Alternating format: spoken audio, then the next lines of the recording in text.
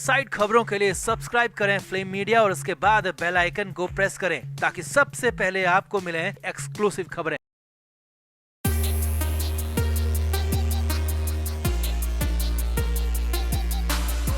कृति सैनन बॉलीवुड की उन एक्ट्रेसेस में गिनी जाती हैं जिन्होंने अपने दम पर बॉलीवुड में अपना नाम कमाया और मुकाम हासिल किया। बाकी एक्ट्रेसेस के बजाय कृति थोड़ी समझदार और डिसेंट भी नजर आती है। कृति की एक्टिंग को भी लोग खासा पसंद करते हैं, मगर इस बार कृति सैनन ने कुछ ऐसा बोल दिया जो कि शायद सुशांत के फैंस को कतई भी अच्छा न लगे। कृति ने न सिर्फ सुशांत की मौत का जिक्र किया बल्कि सुशांत के नेचर के बारे में भी बहुत कुछ ऐसा कह दिया जिसे सुनने के बाद एसएसआर के फैंस का आग बबूला होना तय है।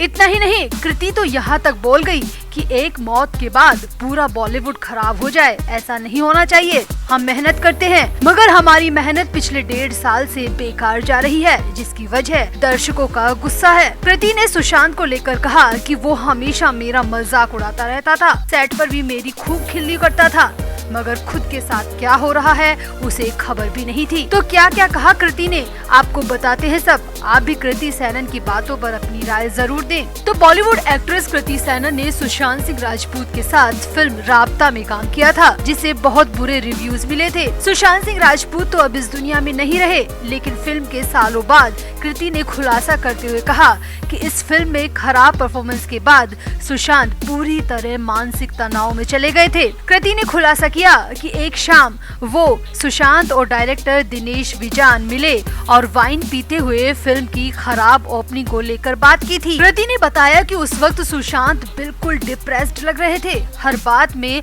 ओवर रिएक्ट करने वाला सुशांत बिल्कुल चुप था। मैं हैरान थी कि जो सुशांत फालतू बातों पर ध्यान देता रहता है वो ऐसे गंभीर इशू पर इतना चुप, इतना साइलेंट क्यों बैठा है। हालिया इंटरव्यू में कृति ने बताया, जो कुछ भी हुआ उसे स्वीकार करना चाहिए था। हम ऑडियंस के लिए फिल्म बना रहे थे, ऐसा नहीं कह सकते कि उनको फिल्म समझ नहीं आई। अगर ऑडियंस को फिल्म समझ नहीं आए तो इसमें हमारी गलती थी। हम ऐसा नहीं कह सकते कि हम समय से आगे थे। नहीं, हम उस समय के लिए फिल्म बना रहे थे तो हमें ऑडियंस को कनेक्ट करना चाहिए था, मगर यहाँ पर हम फेल हो गए।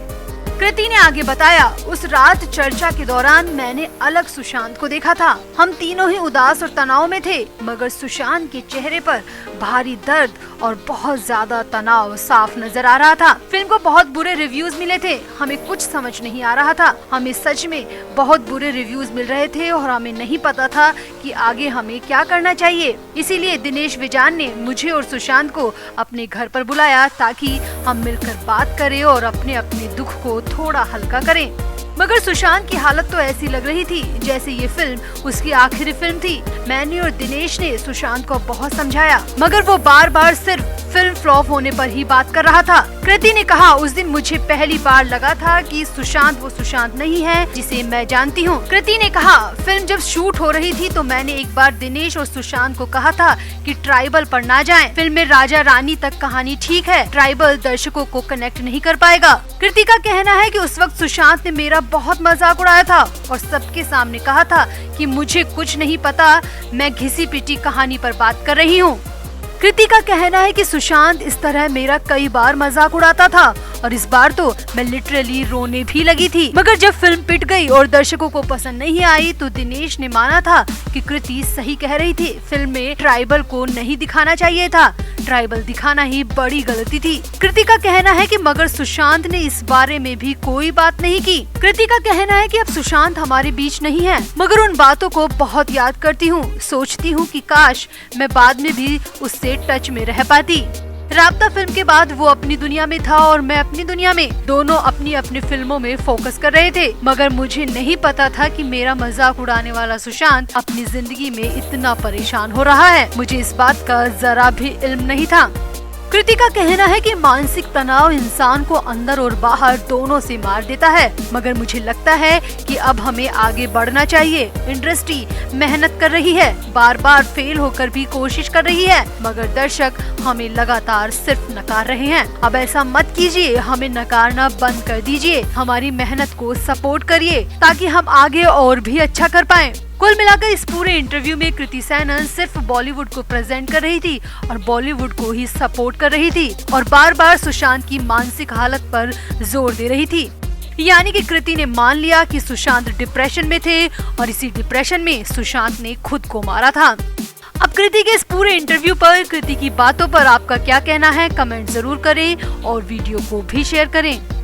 तो रामचरण तेजा इन दिनों अपनी अपकमिंग फिल्म RRR के लिए चर्चाओं में है। फिल्म 7 जनवरी को रिलीज होने वाली थी, मगर कोरोना की तीसरी लहर को देखते हुए फिलहाल फिल्म की रिलीज को टाल रखा है। तेजा वैसे तो साउथ सिनेमा का बहुत बड़ा नाम है, वो वहाँ के सुपरस्टार्स में से एक हैं। ऐसा नहीं है कि तेजा ने कभी बॉलीवुड की तरफ रुख नहीं किया था। उन्होंने साल 2013 में जंजीर नाम की फिल्म से बॉलीवुड में डेब्यू किया था, जिसमें वो प्रियंका चोपड़ा के अपोजिट नजर आए थे। रामचरण तेजा तो वैसे भी एक्शन हीरो के तौर पर कहे जाते हैं, लिहाजा जंजीर फिल्म में उनके एक्शन देखने के बाद हर कोई भौचक्का रह गया था। खासतौर पर बॉलीवुड के तथाकथित एक्शन हीरोज की तो जैसे बोलती बंद हो गई थी। अब रामचरण तेजा ने पहली बार बताया कि आखिर क्यों उन्होंने जंजीर के बाद बॉलीवुड की और फिल्मों में काम नहीं किया और क्यों वो वापस टॉलीवुड लौट गए। तो तेजा ने हाल ही में एक मुंबई मैगजीन को दिए इंटरव्यू में कहा कि जंजीर के बाद बॉलीवुड में काम नहीं करना चाहता था, क्योंकि यहाँ का वर्क कल्चर बहुत अलग है। यहाँ टैलेंट के बजाय आपसी साठगांठ और ग्रुपिज्म ज्यादा हावी है। तेजा ने बताया, जंजीर फिल्म फ्लॉप नहीं थी, फिर भी उसकी पब्लिसिटी इस तरह की गई कि उसे हर जगह फ्लॉप कहा गया। उसे हर मीडिया हाउस ने, हर फिल्म क्रिटिक्स ने फ्लॉप घोषित कर दिया। तेजा ने बताया कि उस वक्त जंजीर फिल्म में लागत 40 करोड़ के आसपास थी और फिल्म ने 70 करोड़ रुपए की कमाई की थी। तो कैसे मीडिया हाउसेज ने उसे फ्लॉप कह दिया, ये मुझे आज तक समझ नहीं आया। रामचरण तेजा ने बॉलीवुड की पोल खोलते हुए कहा, देखिए बॉलीवुड में सब खरीदा जाता है, रिव्यू, रेटिंग, स्टार, क्रिटिक्स, और तो और फिल्म को हिट बताना है या फ्लॉप, ये भी बिकाऊ है। बहुत पैसा है उन लोगों के पास, बाहरी कलाकारों को बॉलीवुड में देख नहीं पाते और उसे बाहर करने के लिए रात दिन एक कर देते हैं, और ये सब मेरे साथ भी हुआ। तेजा ने कहा, मैंने अपनी आंखों से देखा है जंजीर फिल्म को फ्लॉप बताने के लिए और अखबार की सुर्खियों की हेडलाइंस बनाने के लिए किस तरह डील की गई, मैंने खुद अपनी आंखों से देखा है। तेजा ने कहा, जंजीर में मेरी को स्टार प्रियंका चोपड़ा खुद ग्रुपिज्म का शिकार थी। हमारी फिल्म बेहतरीन थी, मगर फिर भी फिल्म को कहीं भी सराहा नहीं गया, जबकि उसी फिल्म को साउथ में बहुत पसंद किया गया। तेजा ने कहा, मुझे जंजीर के बाद बॉलीवुड से कई ऑफर आए, मगर वो सब ऐसी फिल्में थी जिन्हें शायद मैं करता तो वो या तो बीच में ही बंद कर दी जाती या फिर फ्लॉप कर दी जाती, और मुझे लगता है कि ये सब मोनोपोली के तहत और प्लानिंग के साथ किया गया था ताकि मैं बॉलीवुड में टिक ना पाऊं। तेजा ने जोर देते हुए कहा, आज का हाल मैं आपको बताऊं तो सच ये है कि आज किसी भी हिंदी भाषी दर्शक से पूछ लीजिए, वो बॉलीवुड से ज्यादा तमिल, तेलुगु और मलयालम फिल्में देखना पसंद करता है। वहाँ के हीरोज के फॉलोअर्स में हिंदी फॉलोअर की संख्या सबसे ज्यादा मिलेगी। तेजा ने कहा, हमें सोशल मीडिया के जरिए इतना एप्रिसिएशन मिलता है, हमारी हिंदी भाषी दर्शकों के साथ हमारा कनेक्शन अलग ही है, तभी तो हमारी पूरी कोशिश होती है कि हम हमारी फिल्मों को हिंदी में भी डब करते हैं। तेजा ने RRR पर बात करते हुए कहा, फिल्म में राजामौली ने आलिया भट्ट को लिया ही इसलिए है ताकि हम हिंदी दर्शकों से सीधे कनेक्ट कर पाए, वरना तो साउथ सिनेमा में एक से बढ़कर एक अदाकारा है, मगर सिर्फ हिंदी भाषी दर्शकों के प्यार को देखते हुए आलिया भट्ट और अजय देवगन को फिल्म में स्पेस मिला है।